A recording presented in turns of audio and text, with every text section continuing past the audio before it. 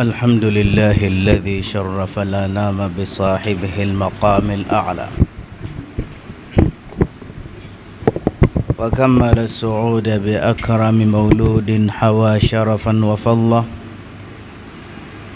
وشرف به الآباء والجدود ما لع الوجود بوجوده عدلا. حملته أمه وامذة فلم تجد لحمله آلاما ولا ثقلا، وأشهد أن لا إله إلا الله وحده لا شريك له، وأشهد أن سيدنا محمدا عبده ورسوله، بعث لتوحيد الكلمة ولكلمة التوحيد، فبلغ الرسالة وأدى الأمانة ونصح الأمة ومحى الظلمة، وكشف الغم وجاهد في الله حق جهاده حتى أتاه اليقين. والله ما خلق الإله ولا برى بشرا يرى كمحمد بين الورى، يا سيد العقلاء ويا خير الورى، ويا من أتيت إلى الحياة مبشرا، وبعثت بالقرآن فينا هاديا وطلعت في الأكوان بدرا نيرا. اللهم صل وسلم على سيدنا محمد طب القلوب ودوائها، وعافية الأبدان وشفائها، ونور الأبصار وضيائها، وقوت الأرواح وغذائها، صلاة دائما مستمرا إلى يوم نلقاه.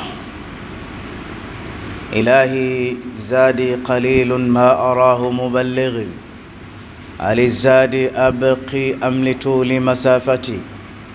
أتحرقني بالنار يا غاية المنى، أين رجائي فيك وأين محبتي؟ أما بعد، فيا أيها الناس، أوصيكم ونفسي بتقوى الله، واتبعوا سنة نبي الله، واعلموا أن الفوز مع المتقين، ومن لم يلبث ثيابا من التقى تجرد عريانا ولو كان كاسيا. Enyi ndugu Waislamu, nichukue fursa hii muhimu, fursa ya ibada ya Ijumaa, kukuhusieni nami pia kuhusia nafsi yangu kumcha Allah na kufuata mwendo na kutekeleza sunna zake Mtume Muhammad sallallahu alaihi wasallama, kwani kufanya hayo ndo kutapelekea sisi kufuzu, kwani inna lilmuttaqina mafaza, wenye kumcha Mwenyezi Mungu wana sehemu ya kufuzu. Introduction ya khutba ya leo ni ta'at ala al-hukama. Itazungumzia umuhimu mpaka Mwenyezi Mungu Subhanahu wa Ta'ala akashusha aya, japo ina sababu nuzuli yake kuhusiana na sahaba Abdullah bin Huzafata radhiyallahu ta'ala anhu. Aya hii imetuonesha umuhimu mkubwa sisi kwa tiketi ya Uislamu kuwaheshimu viongozi, na ni viongozi wa sampuli gani. Ndani ya Suratun Nisa aya nambari 59, ukifungua peji hiyo na mitaa hiyo utakutana na aya hii. Aya yenyewe imeanza kwa kusema, baada a'udhu billahi minash shaitanir rajim, ya ayyuhalladhina amanu. Ya ayyuhalladhina amanu, aya za sampuli hizi zimejirejea sana zaidi ya mara 80 mpaka 90. Ilianzia ndani ya suratul Baqara, ya ayyuhalladhina amanu la taqulu ra'ina wa qulu ndhurna wasma'u walilkafirina, mpaka mwisho. Ikaja ya ayyuhalladhina amanu, ya ayyuhalladhina amanu, hizo zikapindukia mpaka katika suratul Tahrim zikituhimiza toba, ya ayyuhalladhina amanu tubu ila Allahi taubatan nasuha. Wanawachuoni wanasema ukisikia maneno imekuja nida ya ayyuhalladhina amanu, kwanza cha mwanzo ambacho itakiwa wewe ukielewe ujue ni habibin wa mahabubun fama tamma thalithun. Ujue ukija mwito huo ni mpenzi na apendwaye, hakuna watatu wake. Ni kwamba Mwenyezi Mungu anazungumza na vipenzi vyake, kwa sababu vipenzi vya Mwenyezi Mungu ni waumini. Katika aya nyingine anasema ya ayyuhalladhina amanu. Katika aya nyingine anasema Allahu waliyul ladhina amanu yukhrijuhum minadh-dhulumati ila nur. Mwenyezi Mungu ni msaada, Mwenyezi Mungu ni mpenzi, Mwenyezi Mungu ni rafiki ya waumini. Na urafiki wenyewe yukhrijuhum minadh-dhulumati, anawatoa katika umaskini, anatoa katika ujinga, anatoa katika kiza ila nur, anapeleka kwenye maarifa, kwenye mwangaza, kwenye nuru iliyotimia, kwenye kufanikiwa. Huu ni urafiki mkubwa, na sio urafiki fake, na yeye ndo wa kumfanya kabisa rafiki. Na akamaliza maneno hapo katika Bakara, walladhina kafaru, na wale walokufuru, awliyauhumut taghut. Allahu akbar. Sio awliyauhumush shaitan, awliyauhumut taghut. Rafiki yao ni taghut, na ukisema ni shetani umemdogesha, kwa sababu at-tawaghitu kathiruna wa ru'usahum khamsa. Matawaghuti si shetani peke yake, ni wengi na wana maraisi 5. Kwa hiyo wapotoshaji ni wengi, matawaghuti ni wengi. Wa mwanzo wao al-iblis alladhi yad'i li ghairi Allah. Kiongozi wa kwanza ni Iblis, anayewatoa watu kwa Mwenyezi Mungu kuwapeleka katika ibada za shirkiyati na mengine mengi. Sasa hawa wote hawa rafiki yao ni taghut, yukhrijunahum minan nur ila dhulumat. Anawatoa siku zote katika kheri kuwaingiza katika chaka, katika shida. Ndio maana inna Allaha ya'idukumul maghfira wa rahma. Mwenyezi Mungu anakuahidini msamaha, kuacha huru na rehma na maisha na neema. Lakini inna shaitana, shetani, ya'idukumul faqra, promisi yake ugumu wa maisha, promisi yake fornicate, uchafu, promisi yake ukiinama ukiwaza mambo majanga mabaya. Huyo ni Iblis, na hakuachi, lazima hizi promise yakupe mpaka ndani ya sala. Yati ahadikumus shaitan, mmoja wenu anakuja ndani ya sala, shetani anamjia, anamwambia yanhazuhu kadha kadha, umewaza hili. Mara nyingine mtu mpaka ndani ya sala anapata hisia kama ya kumtukana Rabbul Izza, Iblis. Sasa Mwenyezi Mungu ndo wa kufanywa rafiki, kwa sababu urafiki wake ni neema ya hali ya juu. Ndio maana katika hizi ya ayyuhalladhina amanu, katika sura Anfal kuna nyingine amefanya kukuambieni mje kwake. Ya ayyuhalladhina amanu istajibu lillahi walirrasul idha da'akum lima yuhyikum. Enyi waumini, muitikieni Mwenyezi Mungu na mtume wake wakikuiteni, wakupeni maisha matamu, maisha wasa, maisha mazuri. Hizi ni ahadi za kweli. Lakini sehemu nyingine, anna wa'adallahi haqqun, promise za Mwenyezi Mungu ni za kweli, walakinna akthara an-nas la ya'lamun, watu hawaamini. Kwa hiyo Mwenyezi Mungu zaidi ya sehemu moja anatubembeleza, anataka kutuita kwa marafiki, tuwe rafiki yake. Sasa wanasema ukisikia ya ayyuhalladhina amanu, enyi mloamini, ujue ni habibun wa mahbub, ni mpenzi, anaongea na vipenzi vyake. Nani huyo? Rabbul Izza. Alafu rafiki yetu huyu Mwenyezi Mungu Rabbul Izza, fafirru ila Allah khifafan wa thiqalan, anytime mkimbilie kwake mkiwa na uzito, mkiwa na wepesi, mkiwa na majanga. Kwa sababu rafiki yetu huyu walillahi khazainu samawati wal ardh walillahi mulku samawati wal ardh.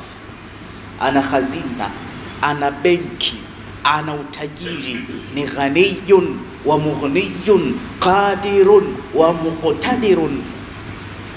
Ukimwona mtu kaweza, kawezeshwa naye. Ukimwona mtu katajirika, katajirishwa naye. Kwa hiyo yeye ana power, ana full ya kila kitu, kwake hukosi chochote. Huyo ni rafiki wa kumng'ang'ania. Unamng'ang'ania tajiri fulani, muda fulani kafirisika, muda fulani kesha kuwa bakhili, lakini Mwenyezi Mungu rafiki wake ni mkubwa sana. Kwa hiyo ukisikia ya ayyuhalladhina amanu, uliza katika waumini nimo, basi ujue mpenzi ambaye ana sifa zote, ana sifa 99: karimun, rahimun, raufun, azizun, namna kama hii, mtoaji. Asema anaitwa Al-Wahhab. Al-Wahhab ni rafiki wa peke yake, yani yu'ta biduni masala. Allah anaitwa Al-Wahhab, ni rafiki ambaye anatoa bila kuombwa. Kwa hiyo ukisikia tu anazungumza na wewe, hawezi kukutakia kitu kibaya hata kidogo. Rafiki kama huyo mkarimu. Sasa ya ayyuhalladhina amanu, habibun wa mahbubu. Kisha wanasema sasa, ukisikia ya ayyuhalladhina amanu, kwa sababu anaongea na watu makini na watu wanaowapenda, basi imma amrun khairun laqad yurshadu ilayhi. Kuna jambo la siri, kuna jambo zuri, kuna jambo la neema, wanaambiwa waanze kuongozwa walifati. Wa imma amrun nahayun yunha ad, au kuna jambo lina hatari, wataharibikiwa, basi wanaonywa wasiingie hapa. Kwa hiyo zihesabu ya ayyuhalladhina amanu ziko nyingi ndani ya Qur'ani, kila moja ina faida. Kwa hiyo ukiona moja tu, hakuna hata ya kupuuza, ya kuichukulia simple. Ifungulie masikio ya moyo kabla ya masikio ya maumbile. Naomba tuishimi nanyi kwa aya hii fupi tu, tumalize khutbatul Jumaa. Katika hizo ya ayyuhalladhina amanu, enyi mloamini, ya Rabbi tupo, ya Rabbi tuzidishie imani yetu, tupo hapa shehe. Atii'u Allah wa atii'u ar-rasul. Atii'u Allah war rasula. Anasema mtiini Mwenyezi Mungu Subhanahu wa Ta'ala, lakini pia mumtii na mtume. Wa ulil amri minkum wa in tanaza'tum fi shay'in farudduhu ila Allah war rasul. Jitahidini sana mumtii Mwenyezi Mungu, haki ya kumtii, lakini pia mumtii na mtume Muhammad. Wa ulil amri minkum, lakini ta'at ila al-hukama, muatii viongozi. Al-Qayyim al-Jawziyya anasema ulil amri minkum al-ulama, wa mwanzo ni wanawavyuoni wetu, makadhi wetu, mashekhe wetu, maimamu wetu. Hili ni jambo la wajibu kuwatii, si jambo la khiari. Kisha akasema na viongozi pia wa kilimwengu, midamu wana sifa ya uongozi, Qur'ani inatuambia hawa tuwatii, kwa sababu ikiwa Mwenyezi Mungu siku zote anatuambia jambo lenye kheri, katika taa kuna kheri ya hali ya juu kabisa. Kila kiongozi kwa nafasi yake Mwenyezi Mungu amekemea atuiwe. Tizama, wa qadha rabbuka alla ta'budu illa iyyahu wa bil walidayni ihsana imma yablughanna indaka al-kibara ahaduhuma aw kilahuma fala taqul lahumā uffin wa la tanharhuma wa qulu lahumā qawlan karima wakhfid lahumā janaha adh-dhulli min ar-rahma wa qur rabbi irhamhuma kama rabbayani saghira. Kiongozi wa kwanza baba, kiongozi wa pili mama. Mwenyezi Mungu amesisitiza tena, sema waqadha rabbuka, keshapitisha hukumu, keshapitisha maamuzi, asiabudiwe ila yeye. Toa hiyo. Wabil walidain, heshima juu ya wazazi wawili. kwa sababu baba na mama ni viongozi. Hata kama wewe mtoto una akili kuliko wao, una elimu kuliko wao, una uwezo kuliko wao, una maarifa kuliko wao, midamu Mwenyezi Mungu kawapa sifa ya uongozi, inakutosha kwenda motoni, tena moto wa dunia na moto wa akhera, kama hawana radhi na wewe. Na kukosa radhi na wao ni kitu gani? Kwa sababu huku watii, huku waheshimu, huku waenzi. Hebu angalia mama yako, baba yako hakumaliza hata darasa la 7 anakupeleka motoni. Vipi yule ambaye pengine amepata uongozi kwa kuwa khiriji, amesoma, akabukua, akaelewa mambo, ukamdharau hivi hivi? Annasu kalmaadin, watu ni kama madini, na madini yana thamani tofauti tofauti. Mama na baba kiongozi wa kwanza. Njoo ndani ya ndoa, kuna mke, mpaka Mtume sallallahu alayhi wasallam akasema hivi, lau kuntu amiran li ahadan an yasjuda ahadan, ningekuwa na uwezo wa kutoa amri ndani ya nyumba tu watu wasujudiane, kila mwanamke ningemwambia, ukishasali sala 5 za Mwenyezi Mungu, ongeza 5 zingine za mume uende peponi. Haya, tizama naye mwanamke kafanyiwa taklif ya kwa amtii mumewe, kwa sababu mume ni kiongozi. Na maisha ya dunia haya Mwenyezi Mungu ametukasimia ili tuishi vizuri, twende vizuri. Miongoni mwa kwenda vizuri, al-umara, lazima viongozi watuiwe. Tunakuja kidogo kidogo. Rasulullah, bidayatun nur, mwanzo kabisa wa kupata wahi baada ya kushuka aya 5 katika suratu Alaqa, iqra bismi rabbikal ladhi khalaqa khalaqal insana min alaq iqra wa rabbukal akramul ladhi, paka mwisho. Ikaja baadaye aya nyingine inasema waandhir ashiratakal aqrabin, anza familia. Sasa maneno haya, dini inaanza nyumbani. Qu anfusakum wa ahlikum nara, akakusanya familia yote, bibi zake, babu zake, kaka zake, dada zake, ammi zake, wamemzidi umri, wamemzaa, wamemlea. Anataka kutoa speech Mtume ya maagizo ya Rabbul Izza kwa heshima na adabu. Kana yuqabiluhum bilhilmi, akiwakabili kwa upole, watawadhu, anaitwa sayyidil mutawadhi'in. Cha kwanza akajishusha katika dawa yake, japo ana jambo la haki, akataradhilia, wazee kifamilia, mimi mtoto wenu Muhammad ibn Abdullah, hata huyo Abdallah mimi simjui, mnamjua nyie kwa sababu mdogo wenu, na mazungumzo, uridu an aqula lakum, naombeni fursa wazee, mzee Abu Talibi, mzee Hamza, mzee Abi Lahabi, nipeni fursa niseme kidogo kijineno. Wakamwambia sema. Lakini ammi yake mmoja, sharra nas, aitwa Abu Lahabi, mtu maarufu, akamwambia Muhammad, wewe ni mtoto tu, hata uweje sikio alipiti kichwa, angalia mbele yako mahshar, babu zako wapo hapa, bibi zako wako hapa, unataka kusema nini? Hata kama tutakupa ruhusa ya kusema, useme kwa adabu, usije ukazungumza ule upuuzi wa kila siku, Allahu ahad, Allahu ahad. Hatutaki huo upuuzi, yeye anaona ni upuuzi. Takutia mikwaju, shika adabu yako, sisi ni baba zako. We, angalia adabu ya bwana Mtume Muhammad, wama yantiqu anil hawa, hazungumzi kwa utashi, in huwa wahyin yuha allamahu shadidul quwa. Anapata wahyi Mtume, haongei tu, lakini kwa adabu alizokuwa nazo. Hakusema wewe unajua kipi, wewe una nini, wewe mimi nitasema.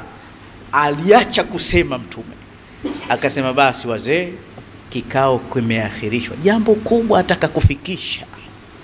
Akamheshimu mtu kama huyu, tabati yada Abi Lahabin wa tab, kafiri mmoja huyu, mwenye fitna mmoja huyu, anampa hadhi kwa sababu umri wake hawafanani.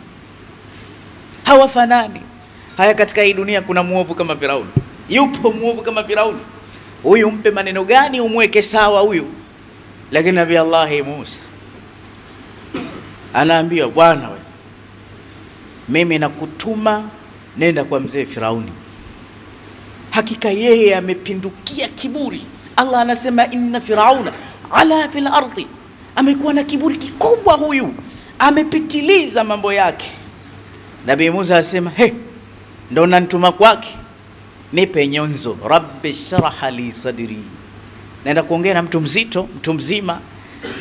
Kunjua kifua changu kisiwe na dhiki, sio nataataa kusema, niwe maneno yamejaa kifuani, nikizungumza ajue simchezei. Nipe maneno yamjae akilini. Rabbi shrah li sadri wa yassir li amri wahlul 'uqdatan min lisani yafqahu qawli waj'al li waziran min ahli Haruna akhi. Usinitume peke yangu, nipe msaidizi. Haruna huwa afsahu lisanu minni, tena huyu anajua kuongea huyu kuliko hata mimi. Huyu mtu mzima bwana. Mwenyezi Mungu akamwambia, idhahaba anta wa akhuka, sasa wewe nenda naye na kaka yako, mfanye dhikri kwa wingi. Lakini sehemu nyingine anasema, faqula lahu qawlan layyinan la'allahu yatadhakkara au yakhsha.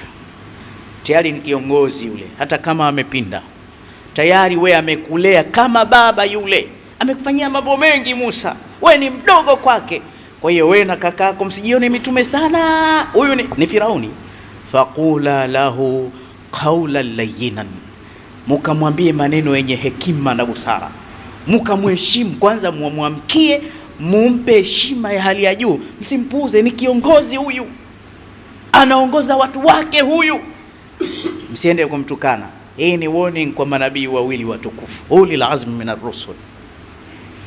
Na alipofika kule Nabii Musa kachezwa shere, anaambia, wewe Musa, haya na wewe umeshakuwa mwanangu mtume, fa'alta alladhi kunta fa'alta wa anta minal kafirin, ushaua, ushafanya ukorofi, umekimbia huko, wewe si umeua, wewe na wewe umekuwa mtume leo. Maajabu makubwa haya. Lakini Nabii Musa anaongea kwa heshima ya hali ya juu, kwa sababu huyu bwana ana martaba, ana cheo kikubwa cha nchi. Nabii Musa hajakipata cheo kama hiki.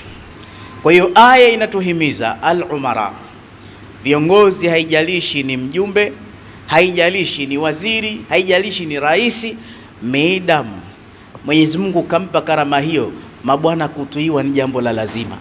Mwenye nyumba wako kumtii ni jambo la lazima. Na ninakuambieni ukweli wa mambo, mtake mstake, yani mkisikia nchi haina amani, sio kwamba miti inaanza kugongana inakatika yenyewe, sio kwamba kuna vipande vya mbingu vinadondoka, hapana. Tatizo mdogo ameshindwa kujua nafasi yake, na ameshindwa kujua heshima ya mkubwa, na mkubwa naye amekosa kujua huruma ya mdogo. Watu wakishindwa kuelewana, nidhamu hakuna. Angalieni mfano hapa msikitini, si kwamba mimi ndo nasema kuliko nyie, lakini mmeniwekea nidhamu na heshima kwamba mwache aseme, tumsikilize. Tena usingizi ukikujia si vizuri, mtu anasema unalala, angalia kumetulia, utafikiri msikitini kuna mtu mmoja. Hii ni heshima ya hali ya juu. Mngeza kila mmoja anafoka, kila mmoja anasema yake, na si kwamba mmenyamaza kuniheshimu mimi. Ni maagizo ya Mola wenu na Mtume Muhammad. Alisema zamani, fa idha rakiba al-khatibu ala al-minbar fala tatakallamu, ansitu wastami'u wa'tabiru. Akija khatibu, keep quiet, zingatia, hakuna kusema, hakuna hata kufanya nyiradi. Wa malagha fala jum'ata la, atakayefanya hivyo hana Ijumaa. Nani atakubali? Kwa hiyo mimi niseme hata muda upitilize, hakuna mtu asema shekhe muda, asema nikisema haya ni makosa, atupeleke tutakavyopeleka. Tumeielewa hutuba, hatujaielewa. Angalia nidhamu haya. Kwa hiyo Mwenyezi Mungu akitutakia tuwe na nidhamu, kuwaheshimu viongozi, si kwa ajili yake. Kisha asema katika Bani Israili, in ahsantum li anfusikum, mkifanya jambo zuri, si kwamba ndio Mungu analichukua yeye wala mtume, ni kwa ajili yenu. Ukiambiwa uishi vizuri na mkeo, Mungu anafaidika nini? Ni wewe na mke wako. Hizi sheria hizi ndo huda, ndo uongofu. Na nchi yetu ya Tanzania, hasa sisi Waislamu, tuna jukumu kubwa, hasa hali zinavyokwenda hivi sasa. Tuwaheshimu viongozi, tuwasikilize, na subira ni jambo muhimu sana. Subira ni jambo muhimu. Nyewe wenyewe mnafahamu hapa ilikosekana Ijumaa hii kwa sababu watu hawasikilizi. Sasa kuna idlaki, kuna kitu kidogo tu. Mwenyezi Mungu atuonesha sisi Waislamu tuna silaha nyingi. Miongoni mwa silaha dua. Tukiona jambo haliko sawa, kusema sana hakuna maana, dua. Lakini kivyo vyote asije mtu akatutoa katika control. Sisi jambo lolote fahariju fi muslim fi hayatihi kull, likikujia neno au tendo, mambo yako ni kitabu na sunna khalas. Bwana umeleta ili habari, ngoja nilitungulie ndani ya Qur'ani limesemaje hili. Kama Qur'ani inaniambia ninafani ni bwate, basi nitabata. Kama Qur'ani inaniambia nifanye heshima, basi nitafanya heshima ya hali ya juu, ili kusudi neema tuzokuwa nao ziendelee kubaki. Miongoni mwa neema ni sisi kuswali kwa utulivu wa hali ya juu kabisa. Miongoni mwa neema ni darasa kuendelea kwa hali ya juu kabisa. Miongoni mwa neema ni kutulizana. Kwa hiyo ujumbe wa leo Waislamu tunasema hivi, alomwamini Mwenyezi Mungu na akaiamini siku ya mwisho, ni juu yake kumtii yeye Allah, kumtii mtume, kutii pamoja na viongozi. Tena mimi na kuongeza, hata wale viongozi pengine si Waislamu, lakini wanaendesha jambo linalokuwa na maslahi na dini yetu na maisha yetu kwa ujumla, wanafaa kutuiwa. Si kila mmoja anaweza kukalia viti hivyo. Mmoja akitangulizwa, hii ni kadari yake Allah. Kwani mtume yuasema afadhali umma au nchi iongozwe na kiongozi dhalimu, yani kiongozi si wa sawa sawa, ni dhalim. Afadhali apatikane kiongozi dhalim kuliko watu wakaenda bila kuongozana, bila kuwa na kiongozi, watafikishana sehemu mbaya sana. Mfano katika nchi ya Tanzania tusema nchi yetu sisi serikali haina dini tabaan, ni kweli haina dini bwana. Lakini sasa kama haina dini, hembu kauwe mtu pale uone nini kitakachotokea. Tumeelewana sawa? Kauwe mtu uone, ni kweli haina dini lakini ina maslahi ya wenye dini, inatuwekea nidhamu na utaratibu wa hali ya juu kabisa. Kwa sababu binadamu sifa zao hawana sifa kujiongoza wenyewe, lazima. Ndio maana hata mkiwa wawili, mmoja wao awe kiongozi, na sunna ya maisha, hakuna maisha hivi hivi, lazima mmoja awe kiongozi kivyo vyote, na yule anayeongozwa akubaliane na jambo hili. Ndani ya nyumba kama hamna kiongozi, lakini Mwenyezi Mungu kamfadhilisha mwanaume, ar-rijal qawwamuna 'ala an-nisa, ili wasikilizane. Nikwambie vita vinaanzia ndani. Ikiwa mke wako hakubali uongozi wako, na hii ndio nongwa kwa wanaume. Tuna mambo yetu manne tunasema. Mwanamke ili aende peponi, mambo manne. Idha sallat khamsaha wa samat shahraha, alafu nini, wa hafadhat farjaha wa ta'at zawjaha. Hapa tunakaa sana. Mwanamke akisali sala 5, akifunga Ramadhani, akajihifadhi, akamtii mume. Kila shekhe anayepita hapa kwa mume anakaa. Hili la kumtii mume ndio shida hii, nani kweli. Na kinachotuma hatupati heshima zetu. Ndio maana wanaume wengi ndani ya majumba wanaacha majumba. Sio wanawake ndio wanakimbia nyumba. Wanaume wengi wanakimbia kwa sababu kwenye mioyo ya wanawake kuna kiti cha mwanaume. Wale wanawake wanakibania kile kiti.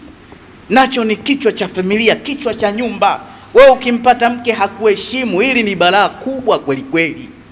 Raha ya mwanamke ukisema nyamaze, wewe unasema naye anasema. Miongoni mwa wanawake zile sifa, wanasema miongoni mwa sifa 5 ambazo hakuna mwanaume anaweza kuishi na mwanamke huyu. Sifa ya kwanza, mwanamke anayekufanya ATM, huyu si mwanamke mzuri. Kila saa ye pesa, na kama hamna ananuna, kashasahau kama jana umempa. Mwanamke wa pili, anayemdharau mama yako, huyu huwezi ishi naye hata kivyo vyote.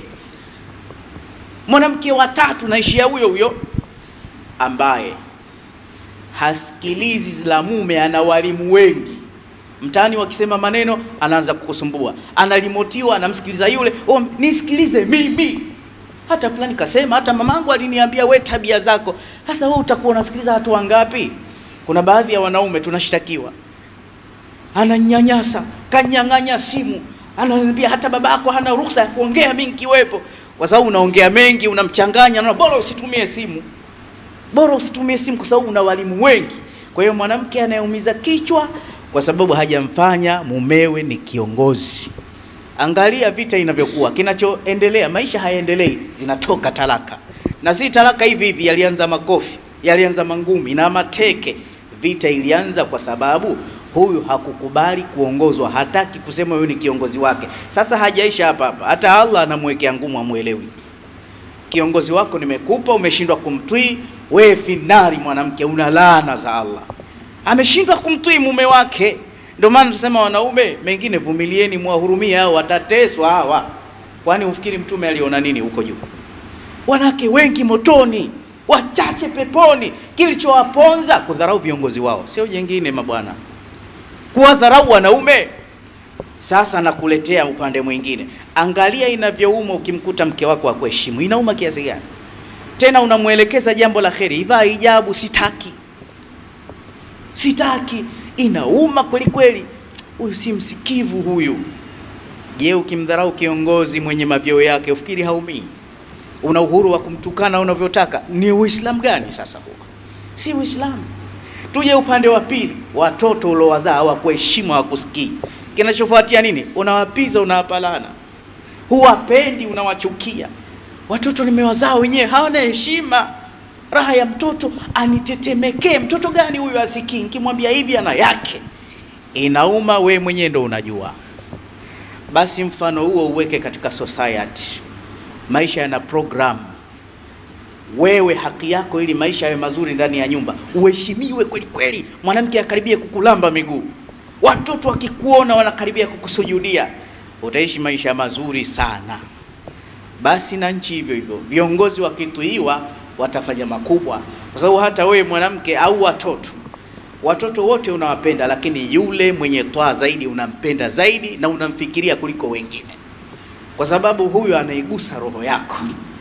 Kwa hiyo kiongozi bora ni yule anayejua watu wake wanataka nini, lakini na wale wanaoongozwa bora nao ni wale wanaojua kiongozi wao anataka nini. Mwisho kabisa, Mtume sallallahu alaihi wasallam katika hadithi aliyopokea Sayyidina Abu Huraira radhiyallahu ta'ala anhu anasema, faman ata'ani faqad ata'a Allah. Anayenitii mimi Mtume automatically amemtii Mwenyezi Mungu Subhanahu wa Ta'ala, na atakayemtii Mwenyezi Mungu na Mtume na atakayemtii amiri, Mtume asema na atakayemtii kiongozi pia atakuwa amenitii mimi. Akarudia tena, atakayeniasi mimi atakuwa amemwasi Mwenyezi Mungu Subhanahu wa Ta'ala. Lakini pia akasema atakayemuasi kiongozi atakuwa ameniasi mimi Mtume, kwa sababu Mtume ndo mfasiri wa kwanza wa aya. Katika aya hii ametuonesha toa za hali ya juu. Masahaba walitaka kuacha kumtii kiongozi wao, ikashuka aya hii nambari 59. Kwa hiyo kwa faida yetu na kwa ajili ya ayyuhalladhina amanu, Mwenyezi Mungu atuletea jambo zuri, anatuambia hivi, tujaribu kuwa wapole. Kila mmoja ana uwezo wa kusema, lakini hayuko huru kusema. Ana uwezo wa kucomment, hayuko huru kucomment. Sikiliza kwanza kiongozi. Na kuna watu wawili, inawezekana hapa kuna mtu mmoja ni imamu, lakini mwingine wala si imamu, anajua kuliko imamu, lakini ile nafasi ya uimamu hajapewa. Usimsikilize kwa sababu sio kiongozi, msikilize huyu kiongozi.